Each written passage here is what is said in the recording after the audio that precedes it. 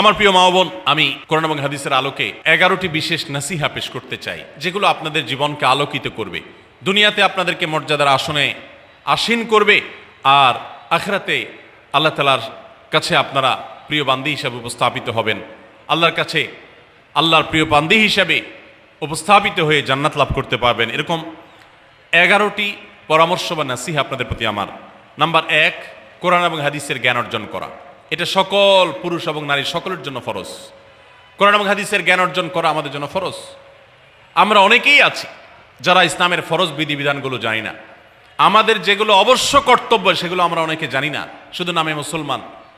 গতানুগতিক কিছু কাজ করি, হাতে গোনা কিছু ইসলামের নামে কাজ করি, বাস মনে করেছি আমি মুসলমান হয়েছি। আপনাকে ঈমান সম্পর্কে জানতে হবে।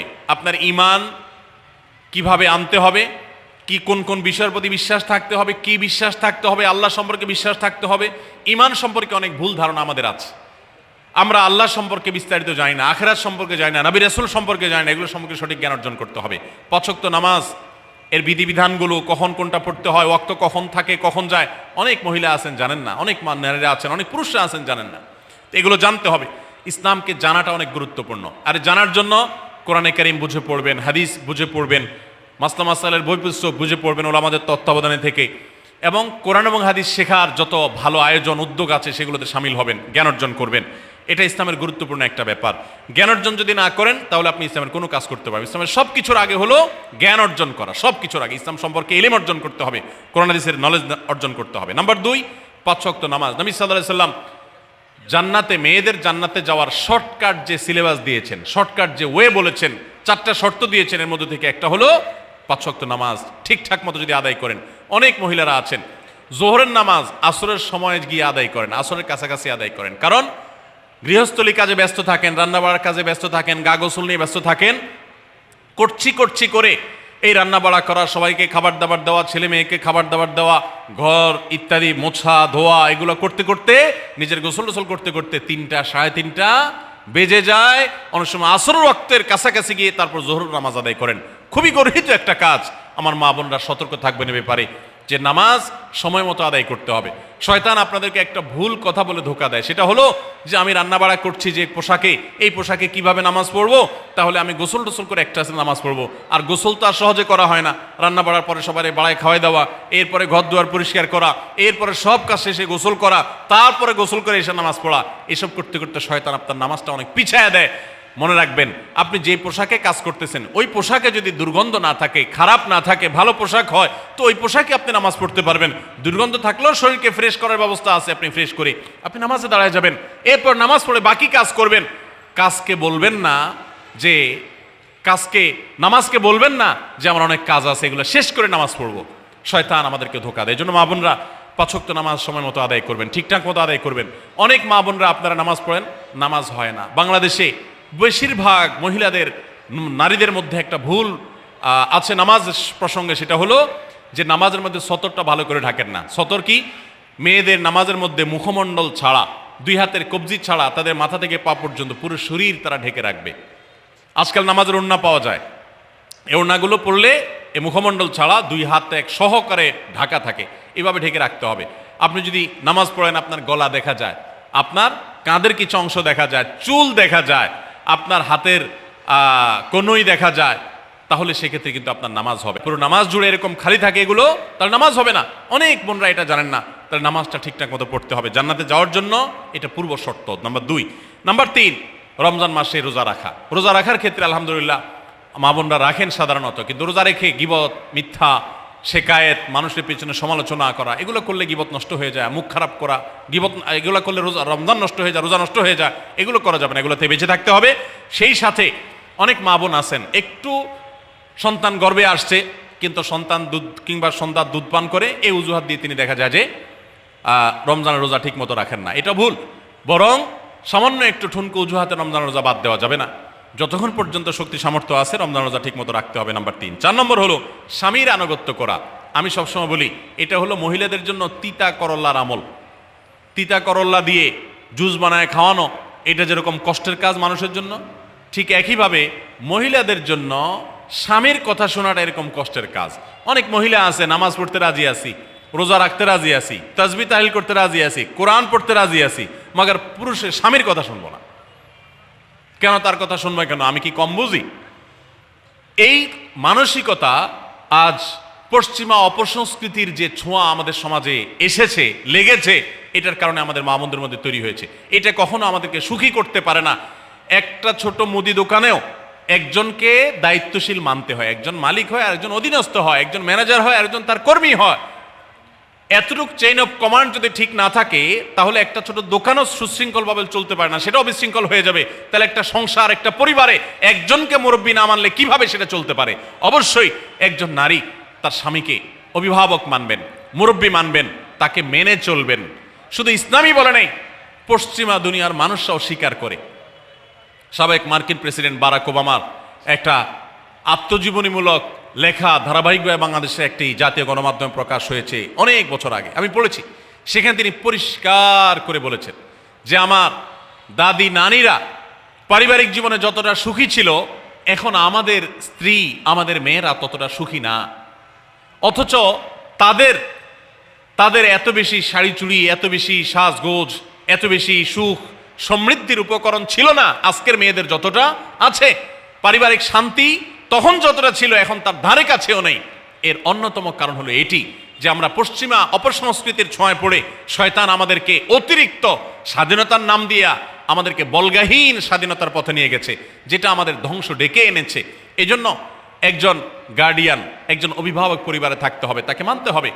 আপনি নারী হিসাবে আপনার স্বামীটাকে যদি মনে হয় একটু বোকা কিসিমের, সে বুঝে না, আপনি অবশ্যই ডেফিনেটলি আপনি তাকে বোঝাবেন, আপনি তাকে আপনার মতামত বলবেন, তারও কর্তব্য আপনার মতামত গ্রহণ করা। কিন্তু এর মানে এই না যে আপনি তাকে ডিনাই করবেন, পাত্তা দিবেন না, অবজ্ঞা করবেন, তার কাছে জিজ্ঞেস করা ছাড়া যেদিক সেদিক যাবেন, যা খুশি তা করবেন, এটা উচিত না। আপনার জান্নাতে যাওয়ার প্রয়োজনে ওই যে তিতা করল্লা বলেছি, সে যদি কোনো দিক থেকে তাকে মানতে আপনার কষ্ট হয়, আপনার থেকে সে পিছিয়ে আসে বুদ্ধিতে জ্ঞানে, তারপরে একটু কষ্ট করে ঢোক গিলেন, একটু কষ্ট করে সবর করেন, শুধুমাত্র জান্নাতের আশায় আল্লাহ তাআলা আপনাকে মর্যাদা দিবেন, দুনিয়াতে বড় করবেন, আখিরাতে বড় করবেন। অনেক সময় দেখা যায় পুরুষতান্ত্রিক সমাজে আমাদের দেশে দেখা যায় যে পুরুষদের নানা অনাচারে মেয়েরা অতিষ্ঠ হয়। একটু সবর করেন, সন্তান সন্ততি বড় হবে, তখন আর পুরুষের এই সমস্ত জুলুম থাকবে না, পুরুষ তখন দৌড়ের উপরে থাকবে। এই বাস্তবতা আমরা প্রত্যেকটা মানুষ উপলব্ধি করার কথা। অতএব মেয়েদের, মুসলিম নারীদের অত্যন্ত গুরুত্বপূর্ণ আরেকটি বিষয় হলো 4 নম্বর, যেটি বললাম, স্বামীর আনুগত্য করা। যতটুকু সম্ভব তার সর্বোচ্চ আনুগত্য করার চেষ্টা করতে হবে, যতক্ষণ তিনি কোরআন হাদিসের কথা বলেন। স্বামী যদি কোনো অন্যায় কথা করতে বলেন, তাহলে তখন আর তার কোনো কথা শোনা যাবে না। নাম্বার 5, একজন মুসলিম নারীর জন্য তার ইজ্জতের হেফাজত অত্যন্ত গুরুত্বপূর্ণ ব্যাপার। এমন একটা সমাজে আমরা বসবাস করতেছি, পাঠ্য বইয়ে শিক্ষার নামে আমাদের সন্তানদের চরিত্র নষ্ট করে দেওয়া হচ্ছে, বিবাহ বহির্ভূত সম্পর্ক করতে তাদেরকে উস্কানি দেওয়া হচ্ছে, শিক্ষার নামে কুশিক্ষা দেওয়া হচ্ছে, যার কারণে আমার সন্তান নষ্ট হয়ে যাচ্ছে। এই জন্য আমি বলি, এমন যুবক, এমন যুবতী আজকাল সোনার হরিণ হয়ে গেছে। হাজারে 2-4-10 জন যুবক পাওয়া যাবে কিনা সন্দেহ, যেই যুবক বুকে হাত রেখে বুক টান টান করে আল্লাহর শুকরিয়া আদায় করে বলতে পারবে তার যৌবনে কোনো হারাম স্পর্শ সে করে নাই, কোনো হারামের কাছে সে যায় নাই, তার চরিত্রকে সে হেফাজত করেছে, কোনো গুনাহে সে লিপ্ত হয় নাই, এরকম কথা বলার মতো যুবক খুব বেশি নাই আমাদের সমাজে। ধ্বংস করে ফেলা হয়েছে বিনোদনের নামে, শিক্ষার নামে, নানা নামে। এগুলো আমাদের দেশের সংস্কৃতি ছিল না। এদেশের মুসলমান তো বটে, এদেশের হিন্দুরাও পারিবারিক এই বন্ধনের মধ্যে থেকে তারা তাদের চরিত্রকে হেফাজত করে, বৈবাহিক সম্পর্ক ছাড়া কোনো প্রকার সম্পর্কের মাধ্যমে তাদের যৌন আকাঙ্ক্ষাকে মেটায় না। এটা এদেশের মাটির, এদেশের কালচার, এদেশের মানুষের কালচার, এদেশের সকল ধরনের মানুষের কালচার, কিন্তু এদেশের সেই সংস্কৃতিকে ধ্বংস করে দেওয়া হচ্ছে ছোট ছোট বাচ্চাদের বইয়ে এই বিবাহ বহির্ভূত সম্পর্কের কথা বলে। এই জন্য সচ্চরিত্র এখন সোনার হরিণ হয়ে গেছে। নবী সাল্লাল্লাহু আলাইহি সাল্লাম বলেছেন, মাইয়াজমান লি মা বাইনা লিহিয়াইহি ওয়া মা বাইনা রিজলাইহি আদমান লাহুল জান্নাহ। যে ব্যক্তি তার 2 চোয়ালের মাঝখানের অঙ্গ অর্থাৎ মুখ, আর যে ব্যক্তি তার 2 রানের মধ্যবর্তী অঙ্গ, তার লজ্জাস্থানকে হেফাজত করবে, অন্যায় খাতে ব্যবহার করবে না, এটার সংরক্ষণের দায়িত্ব এবং গ্যারান্টি যে ব্যক্তি নিজের ব্যাপারে নিজে নিবে, নবী সাল্লাল্লাহু আলাইহি ওয়াসাল্লাম বলেছেন, আমি তার জন্য জান্নাতের দায়িত্ব নিয়ে নিলাম। যে এটা 2টার দায়িত্ব নিতে পারবে, আমি তার জান্নাতের দায়িত্ব নিলাম। এবং নবী সাল্লাল্লাহু আলাইহি ওয়াসাল্লাম আরো বলেছেন, আকসারু মা ইউদখিলুন নাস আন-নার, মানুষকে সবচেয়ে বেশি জাহান্নামে নিয়ে যায় কোন জিনিসে?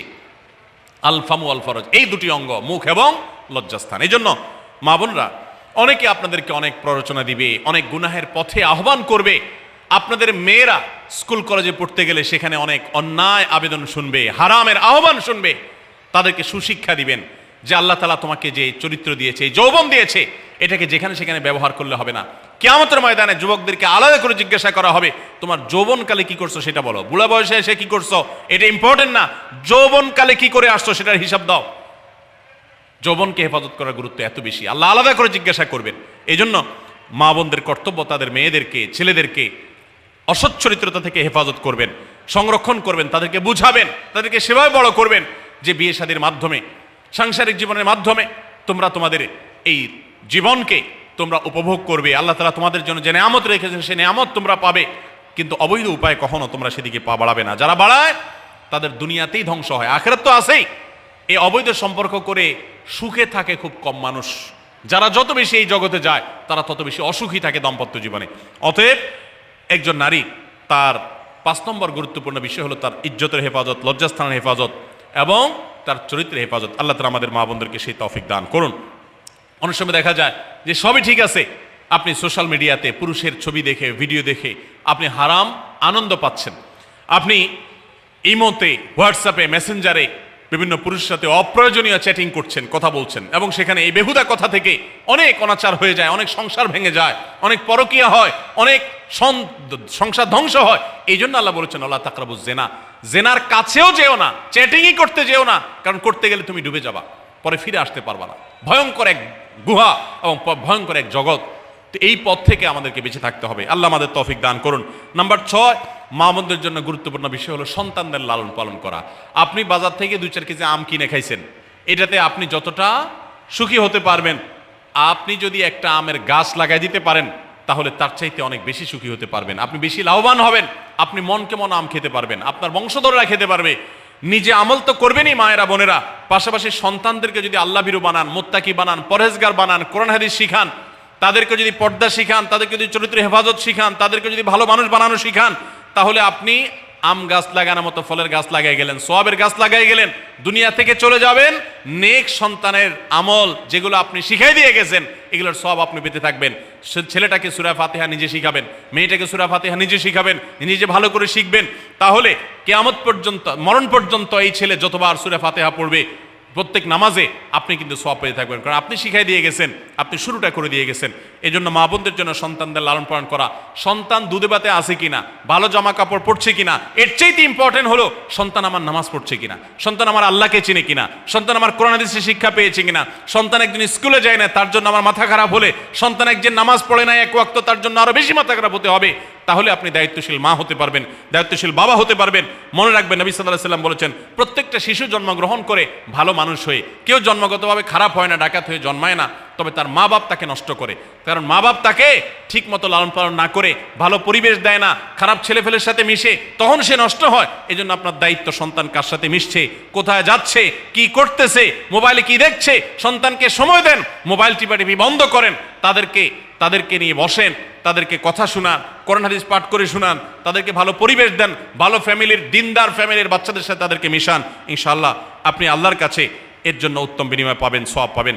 নাম্বার 7, মা বোনরা, বিশেষ করে আপনাদের জন্য গুরুত্বপূর্ণ হলো কৃতজ্ঞতা আদায় করবেন। পুরুষদের জন্য গুরুত্বপূর্ণ, কিন্তু মা বোনদের জন্য বিশেষ গুরুত্বপূর্ণ এই জন্য যে নবী সাল্লাল্লাহু আলাইহি ওয়াসাল্লাম বলেছেন, তিনি জাহান্নামে নারীদেরকে যে দেখেছেন, তাকে যে দেখানো হয়েছে মেরাজে, যে প্রচুর সংখ্যক নারীরা জাহান্নামে, এর অন্যতম একটা কারণ ছিল নেয়ামতের নাশকরি করা।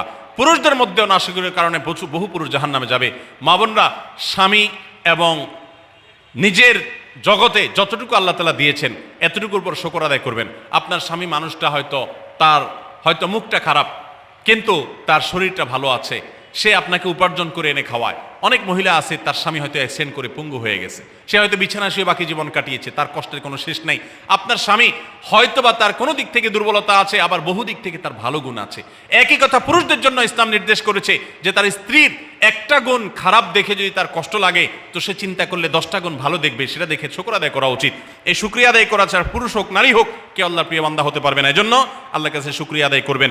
মায়েরা বিশেষ করে শ্বশুরের বাড়িতে যাওয়ার পর প্রথম প্রথম অনেক কষ্ট হয়। আমি সবসময় বলি, শ্বশুর বাড়িতে যাওয়ার পর মেয়েরা আমাদের দেশে নানান জুলুম নির্যাতন সহ্য করতে হয়। শাশুড়ি বাঁকা চোখে দেখে, সব শাশুড়ি না, অনেক শাশুড়ি, অনেক সময় ননদরা বাঁকা চোখে দেখে, স্বামী লোকটা জ্বালায় নানাভাবে, দেবররা জ্বালায় নানানভাবে, মানুষ খোঁচাখুচি করে, কষ্ট দেয়।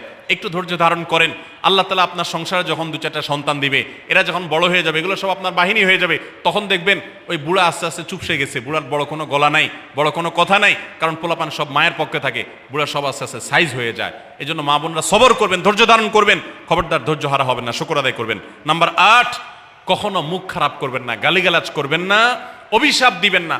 অনেক সময় পোলাপান একটু উল্টাপাল্টা করলে তাদেরকে অনেক মা অভিশাপ দিয়ে দেন, গজব ঠাডা দিয়ে দেন, বদদোয়া করেন, মুখ দিয়ে খারাপ কথা বলে ফেলেন। এগুলো খুব খারাপ জিনিস।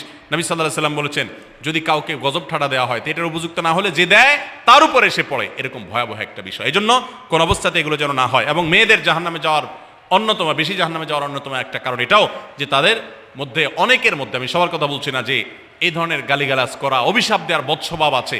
এই বদস্বভাব বহু পুরুষের মধ্যেও আছে, সবাইকে ছাড়তে হবে। নাম্বার 9, আত্মীয়তার বন্ধন রক্ষা করার পরে দায়িত্বশীল হতে হবে। স্বামীকে স্বামীর ভাই বোনের সাথে সম্পর্ক ভালো রাখতে কখনো বাধা দিবেন না। অনেক মহিলা আছে বোকার মতো কাজ করে। স্বামী যদি স্বামীর ভাইকে টাকা পয়সা দেয়, সে অপছন্দ করে। স্বামী যদি স্বামীর বোনকে টাকা পয়সা দেয়, সে এটাকে পছন্দ করে না। মা বাবার খোঁজ খবর বেশি নিলে তার কাছে ভালো লাগে না। এই মহিলা হলো নির্বোধ। কেন নির্বোধ? কারণ নবী সাল্লাল্লাহু আলাইহি সাল্লাম বলেছেন যে মান সাররাহু আইয়ুবসাতালাহু ফি রিজকিহি আও ইউনসালাহু ফি আথারি ফালিয়াসিল রাহিমা, যে ব্যক্তি চায় তার রিজিকে আল্লাহ বরকত দেখ, তার হায়াতে বরকত দেখ, সে যেন রক্ত সম্পর্কে আত্মীয়দের সাথে সম্পর্ক বেশি ভালো রাখে। তাহলে আপনার স্বামীর রিজিক বেশি হোক, টাকা পয়সা বেশি হোক, তার হায়াতে বরকত হোক, এটা যদি আপনি চান, তাহলে আপনি বরং তারা উৎসাহিত করা উচিত। তোমার ভাইটার খবর নাও, তোমার বোনটার বাড়িতে যাও, তোমার মা বাপের খেদমত করো, তাদের সাথে যত সম্পৃক্ত থাকবে আপনার স্বামীতে আল্লাহ তাআলা তত বরকত দান করবেন। এই জন্য তাকে সেটা করবেন। আবার পুরুষদেরও উচিত মেয়েদেরকে সুযোগ দেওয়া। তারা তাদের বাপ, মেয়েরও তো কর্তব্য আছে তার বাপ মার প্রতি, বাপ মার খেদমত করবে, বাপ মার জন্য হাদিয়া তোফা দিবে। অনেক পুরুষরা আছে মেয়েদের পাওনা অধিকারই দেয় না, হাদিয়া তোফা কোত্থেকে দিবে, তাদের মহরটাই দেয় না, তাদের হাত খরচ দেয় না। আলাদা কিছু হাত খরচ দেওয়া উচিত, যে তার মতো সে খরচ করবে, তার মা বাপের জন্য খরচ করবে। এগুলোর বিনিময়ে আমরা আল্লাহর কাছে জান্নাত পাবো। অতএব এই আত্মীয়তার সম্পর্ক রক্ষা করা গুরুত্বপূর্ণ। নাম্বার 10, সাদাকা করবেন। সাদাকা জাহান্নাম থেকে মুক্তির কারণ। নবী সাল্লাল্লাহু আলাইহি সাল্লাম জাহান্নামের পরে সতর্ক করেছেন আপনাদেরকে, আমাদের সবাইকে। অতএব সাদাকা দিলে জাহান্নাম থেকে মুক্তির একটা পথ আমরা পাই, সুগম হয়। এবং নবী সাল্লাল্লাহু আলাইহি সাল্লামের সময় মহিলা সাহাবীরা তাদের গহনা খুলে আল্লাহর রাস্তায় দান করতেন। এজন্য মসজিদ, মাদ্রাসা, বিভিন্ন গুরুত্বপূর্ণ যে দানের খাতগুলো আছে সেগুলোতে বেশি বেশি দান করবেন, বেশি বেশি আল্লাহর রাস্তায় ব্যয় করবেন, যতটুকু তৌফিক আছে ততটুকু। এখন মহিলারা দান করবে কোত্থেকে? পুরুষরা মহরের টাকাই পরিশোধ করে না, বেচারে দান করবে কোত্থেকে? এজন্য পুরুষরা দায়ী হবে। এবং মহিলারাও তাদের মহরের টাকা যেন অনাদায় না থাকে, তারা যেভাবে চেষ্টা করলে হয় সেভাবে চেষ্টা করবেন। এবং তাদের হাত খরচ আলাদা দেওয়া উচিত, এবং তারা পর্দার মধ্যে থেকে তাদের মতো উপার্জনও করতে পারেন, সেটাও শরীয়ত তাদের জন্য সুযোগ রেখেছে। যেভাবে হোক তারাও সাদাকার চেষ্টা করবেন। 11 নম্বর সর্বশেষ হলো সময়ের অপচয় করবেন না। এখন এমন একটা সময় চলছে, বেশিরভাগ মানুষ জাহান্নামে যাবে যেই কারণে, আজকের যুগে সবচেয়ে বেশি আমরা বিপদগামিতার মুখে যাচ্ছি যে কারণে, সেটার অন্যতম হলো এই স্মার্টফোনের অপব্যবহার। আমরা অনেকে আছি টেলিভিশনের বিভিন্ন সিরিয়ালে আসক্ত, অনেকে আছি বিভিন্ন নাটক সিনেমায় আসক্ত, অনেকে আছি ফেসবুক এবং ইউটিউব এগুলোতে আসক্ত। বিশেষ করে মা বোনদেরকে বলছি, অনেকেই আছেন এখনো রিমোট ছাড়া তার পেটের ভাত হজম হয় না, সারাদিন রিমোট হাতে বসে থাকেন, একটা পর একটা সিরিয়াল এবং চ্যানেল পাল্টাতে থাকেন। মনে রাখবেন, সফল ইমানদার হতে হলে এই অনর্থক কাজ না ছাড়লে আপনি সফল ইমানদার হতে পারবেন না। অনেকে নামাজও পড়ে আবার সিরিয়ালও দেখে, অনেকে আছেন ফেসবুকে ঘন্টাকে ঘন্টা, ইউটিউবে ঘন্টা ঘন্টা সময় নষ্ট করেন। এর জন্য আল্লাহর কাছে জবাবদিহি করতে হবে। কিয়ামতের ময়দানে আল্লাহ তাআলা কয়েকটা প্রশ্ন উত্তর দেওয়া ছাড়া একজন মানুষকেও নড়তে দিবেন না। এর ভিতরে একটা হলো যে তোমার সারা জীবনে কি অর্জন করেছো। সময়ের অপচয় করা যাবে না। সময় হলো জীবনের সবচেয়ে মূল্যবান সম্পদ। অতএব আল্লাহ তাআলা আমাদের সবাইকে জীবনের এই অমূল্য সম্পদ সময়কে সংরক্ষণ করার তৌফিক দান করুন। মা বোনরা, আপনাদেরকে আমি আল্লাহর ওয়াস্তে উপদেশ করতেছি, যারা বদভ্যাস আছে ফেসবুক ইউটিউবে ঘন্টা ঘন্টা পড়ে থাকার, প্রয়োজনে এগুলো সব ডিলিট করে দেন মোবাইল থেকে। প্রয়োজনে আপনি এই মোবাইল বিক্রি করে বাটন ফোনে চলে যান। নিজের বদভ্যাসকে নিয়ন্ত্রণ করতে না পারলে প্রথমে চেষ্টা করেন, এরপর না পারলে প্রয়োজনে বাদ দিয়ে দেন। আল্লাহর জন্য যদি এই ত্যাগটা করেন, কিয়ামতের ময়দানে বলতে পারেন, আল্লাহ গুনাহ থেকে বাঁচার জন্য, তোমাকে খুশি করার জন্য আমি স্মার্টফোন পর্যন্ত রাখি নাই, বাটন ফোনে চলে গেছি। আল্লাহ তাআলা খুশি হবেন ইনশাআল্লাহ বিইذনিল্লাহ। বহু মায়েরা তাদের সন্তান নষ্ট হয়ে যাচ্ছে এই মোবাইলের আসক্তি, সিরিয়ালের আসক্তির কারণে। তাদের স্বামীর সাথে সম্পর্ক নষ্ট হয়ে যাচ্ছে এই সমস্ত আসক্তির কারণে, অনেক গুনাহের পথে তারা চলে যাচ্ছেন এই সমস্ত আসক্তির কারণে। এই জন্য এগুলোকে নিয়ন্ত্রণ না করলে আপনি কখনো নেককার হতে পারবেন না। আপনার সন্তানকে মোবাইল দেখে খাওয়াবেন না। আমি আমার সন্তানকে মোবাইল দেখে খাওয়া